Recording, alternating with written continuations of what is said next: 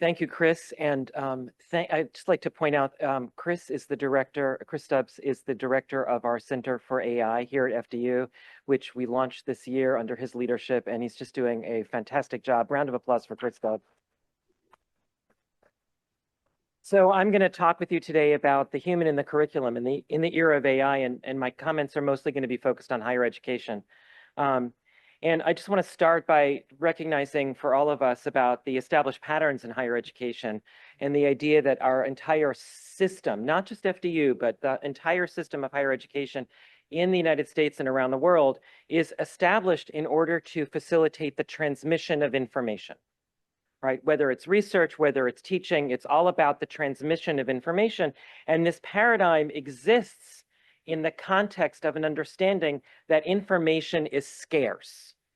And I'll just share with you that, as a graduate student pursuing my doctoral degree in Russian language and literature, I had this vision that I would wind up teaching someday in a small college somewhere in the Northeast that had a small library, and I would have to have all of my own copies of Russian literature, the text that I would be teaching in the original, because the library wouldn't possibly have it, as opposed to right now. And so now I have those boxes of books in my basement.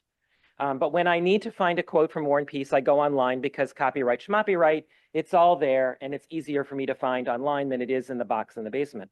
We live in an era where information is no longer scarce.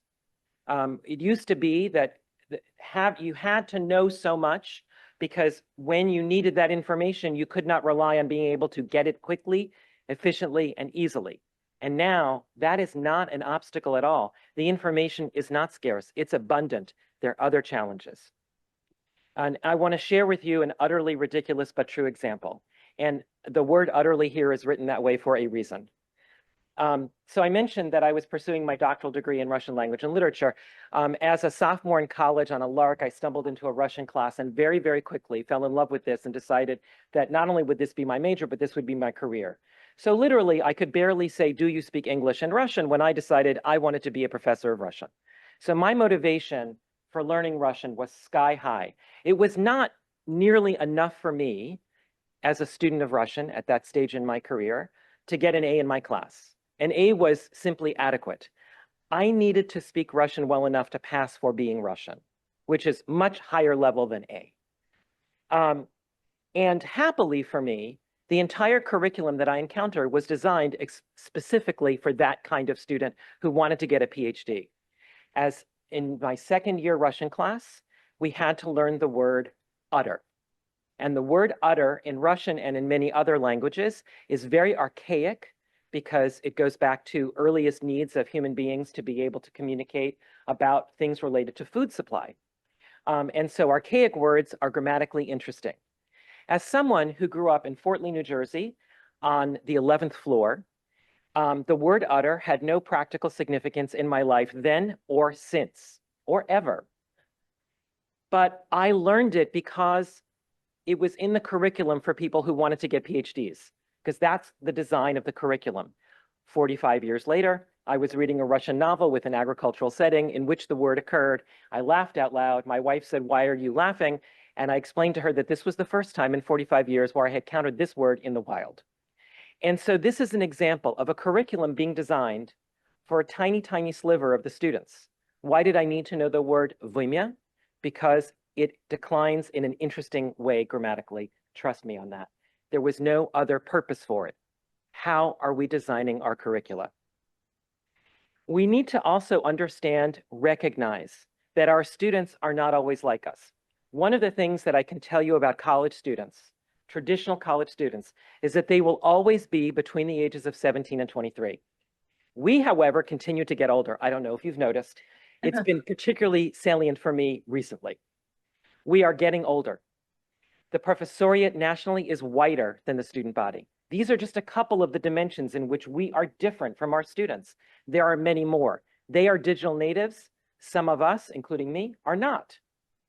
We have to understand that our students are different from us, including in the fact that we, those of us who teach in higher ed, mostly have terminal degrees, and they are not interested in getting them.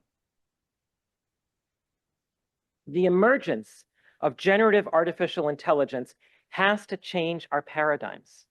This is something that makes us confront what are we doing and how can we do it better. And to that end, there are two responses illustrated in the images on the screen right now. We can get our hands dirty and do the hard work, or we can hide and pretend that this will simply go away. And I'm going to be advocating today for getting our hands dirty and doing the work, because this, my friends, is not going away. It is not going away.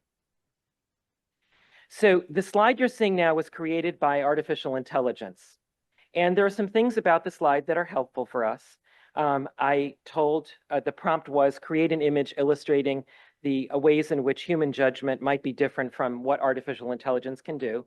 And of course, you see a very handsome white man there on the slide, because that's what we're gonna focus on is white men of a certain age. But I'd like to point out that on the bottom of the slide where it says the human element, balancing AI with human insight, that second line there is not balanced. It's not centered properly. Right. So there's, an element of, AI not doing even something so fundamentally simple as getting it right visually. But human judgment is critically important for how we are teaching our students. And we need to build that into our work. And I will be demonstrating that in some of the slides that will follow. Thank you to President Aveltroni for this slide here. At FDU, we are focusing on humanics, and you can see the pillars of humanics here, from empathy on the left, agility, cultural competence or cultural humility, creativity, and critical thinking. These need to be centered in what we are teaching, because information is no longer scarce. Our students need to understand how to use that information, how to evaluate it for its reliability, its validity, its applicability, and its cultural context. And here I want to say something about cultural context and human judgment. So I've mentioned already this morning that I am a professor of Russian. That is the field in which I earned my degrees. This is my area of study. And when I talk with people about my field, it is critically important that I establish for them in the conversation how I feel about Russia's war against Ukraine. This is part of the cultural context in which I, as a professor of Russian, have to operate. It is the elephant in my room, in every room I go. And this is part of my human judgment to make this clear to the people with whom I interact, who know that I am an expert on things related to Russia. Failing to do that creates an ambiguity that could create challenges for me in the work that I do with others. It is essential that we prepare our students to consider a variety of factors in drawing conclusions and making decisions. This is another image created by AI, but this time the prompt said, and have the human hand be the hand of a person of color who is female identifying. Otherwise, I had a white male hand again. So I had to tell the AI that I wanted to be inclusive in this way. We need to have our students learning and growing intellectually to be able to understand how to make judgments based on a variety of factors, and being able to weigh, in this particular issue, this factor has to be most important. In that particular issue, it's a different factor. This is something that AI cannot do for us. And we have to teach our students, I just want to let you know, the slides are uploaded to the program deck and people will have access to them. So don't worry about if I move too fast, you can get them there. We have to teach our students how to interpret the information they have. And so here, I'm sharing with you an image of something very Russian, these nested dolls or matryoshka dolls, because there are nuances embedded in nuances, and this is what we need to teach our students to understand, that the world is complex. The simple problems have all been solved. We need to solve the complicated ones, and that requires interpretation and judgment and understanding of nuance and cultural context. And an example of this, how cultural and historical background are important. The largest picture on the screen in this slide is a major theater in the city of Mariupol. And there was a period of time where the Russians were bombing it. By the way, this city in Ukraine is now occupied by Russian forces. Before the Russians occupied it, they were bombing it, and Ukrainian local authorities decided that they would turn this theater into a bomb shelter. And they wrote in very large letters in Russian on either side of the building the word children in Russian, which is "дети," so that the pilots flying over it, dropping bombs on the city, would see that there are children in that building. This is where they are taking refuge. And then on the sides, the images to the right, you can see that the building was bombed, that what it looked like afterwards. And then I created a helpful map for Russian bomber pilots, for them to see where in Ukraine the children are. They are everywhere. In order to understand these images, one has to have this cultural and historical background. And if you just see a picture of the theater in Mariupol, you might not understand its significance for Ukrainians today. It's important to understand cultural nuance. Here we have someone saying hello. In Russian, one says hello to one person only once in a day. As I am going back and forth from my office to other offices, and I see the same people, American cultural corporate business expectation is that I will say hi every time. Failing to say hi is a failure to acknowledge someone's existence. But if I say hi in Russian more than once, a Russian might say to me, "Don't you remember that you saw me earlier today? You've forgotten that you've seen me." So understanding these cultural nuances is part of what we have to teach our students, and we have to focus on that in our work. Unfortunately, many of us who teach in higher education, not all, but many of us who teach in higher education, don't have pedagogical training. Of course, big exception for our colleagues in the School of Education, who not only have that, but teach it. But many of us have never heard of Bloom's taxonomy, which I have an illustration here for you.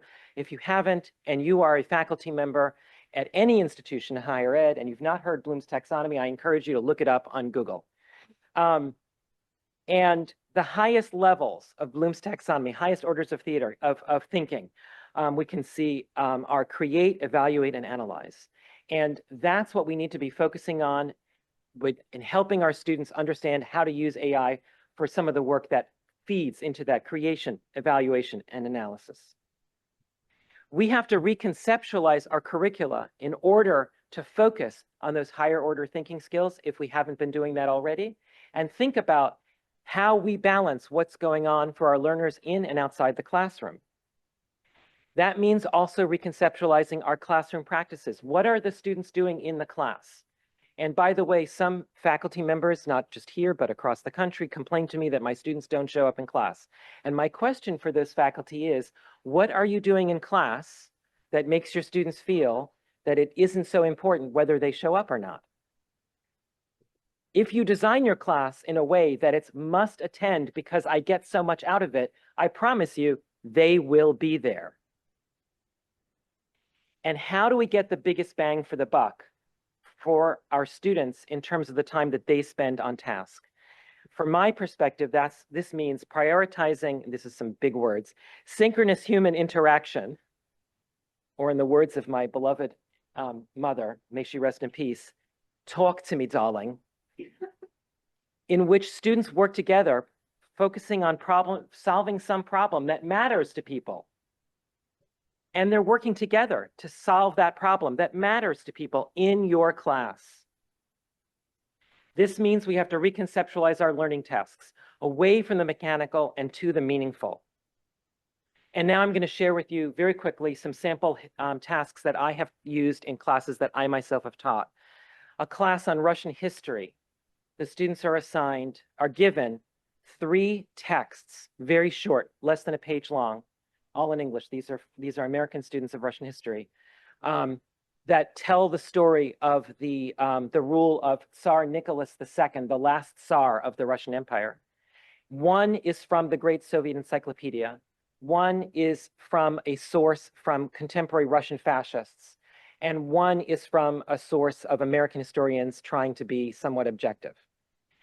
And they are told to look at these 3 texts and make a recommendation to an art gallery which one they should use for creating the catalog for an exhibit of works of art from that period. And the students have to work together, and they don't know the source of each of the 3 texts. That is unknown to them. They only have the text to look at. A sample film task.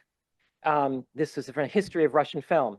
The students have watched Russian films from the history of the beginning of film in the Russian Empire till more or less the current day. And then the task is work together with partners to create a grant proposal for your small town to have a mini Russian film festival showing 3 films over a weekend or a week, when other weeks are devoted to films from another culture.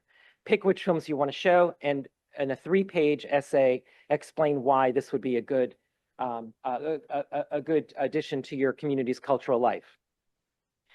By the way, each of these projects that I'm describing to you had extraordinary student buy-in. The students were hotly arguing, politely, respectfully, with one another about what they wanted to do and why, and everybody was fully engaged.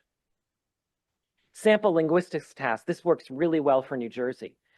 I give the students a text that is seeded with words that are pronounced differently in the North Jersey area that is dominated by the accent that I, as a linguist, call the New York accent, and words that are pronounced differently in the South and Southwest Jersey area that is dominated by what I call the Philadelphia accent. An example would be, my mother would say water, but my mother-in-law would say wooder.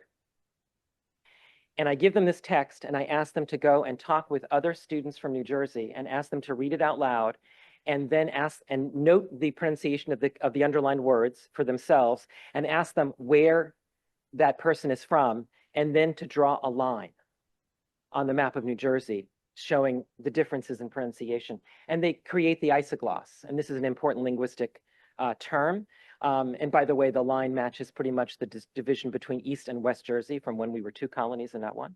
But at any rate, the students love it. They are so excited. Sample writing task. A lot of our classes in higher education that have writing assign students write a 20-page essay, write a 30-page essay. What boss tells an employee, I need a 20-page memo? I have never heard of this. So instead of that, write an 800-word essay, op-ed essay, arguing for or against something in your community suitable for publication in a local newspaper, and rewrite it 3 or 4 times till you get it to 800 words. That's a very powerful and real-life task. And students at first think 800 words, that's easy, until they struggle with getting into just 800 words to make their point. We need to be focusing on transferable skills, which are the skills that you see on this screen, on this slide, that are relevant for any job as you move from job to job throughout your career. We need to be prioritizing for our students what I call, and what the National Association of Colleges and Employers calls, the foundational skills for professional success, and you see them listed here. We need to prioritize these things and not memorizing. You know, I'm a huge fan of Jeopardy. And by the way, go Jamie Ding. But the things that Jeopardy prioritizes is the memorization of huge amounts of information that can be retrieved in different organizational ways. What is the 5th longest river in South America? Well, in a real life situation, if I need to know that, I'm going to Google it. But how can I learn to be a good member of a team? How can I learn to balance attention to detail with attention to the big picture? How can I learn to get my work done on time in a way that's professional? We need to emphasize that in higher education. To that end, we need to rebalance content and skills, moving away from the memorization of content, which works really well for Jeopardy, to the development of skills that can be deployed in a number of jobs as our students graduate and move from job to job over the course of decades of a career. And we need to make explicit for them the career connections between what we are teaching in the classroom and how they will use that in their jobs as they build a career. This means that we are also teaching our students foundational skills for lifelong learning, because what they learn today, the content, will be outmoded tomorrow.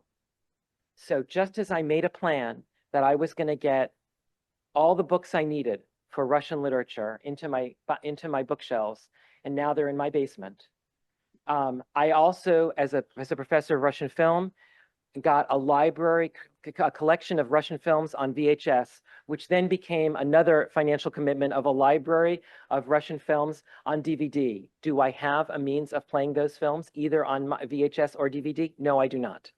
All of the films are now online. They're streaming. So too, our students' skill sets must continue to evolve, and they must understand that they must evolve. This means that we shift our big paradigm from a transactional approach to a transformational approach. Instead of thinking, you complete this course, do these tasks, get these credits, and 120 credits later, we give you a diploma, I want for us to be thinking about how does this college education transform you and prepare you for a life of success in which you will continue to grow, continue to learn. And AI is critical for supporting these changes.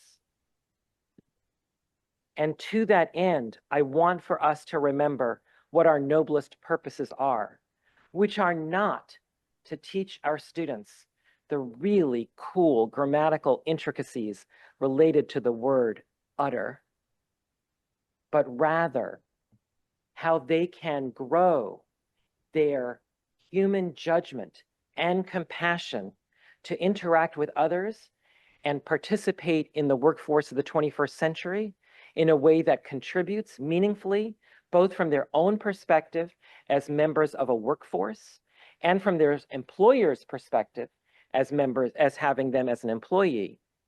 And all of this builds on using AI for the things that it can be successfully used for and knowing how to use it appropriately and successfully and ethically. And that is what all of the sessions that will unfold today will focus on. Thank you very much.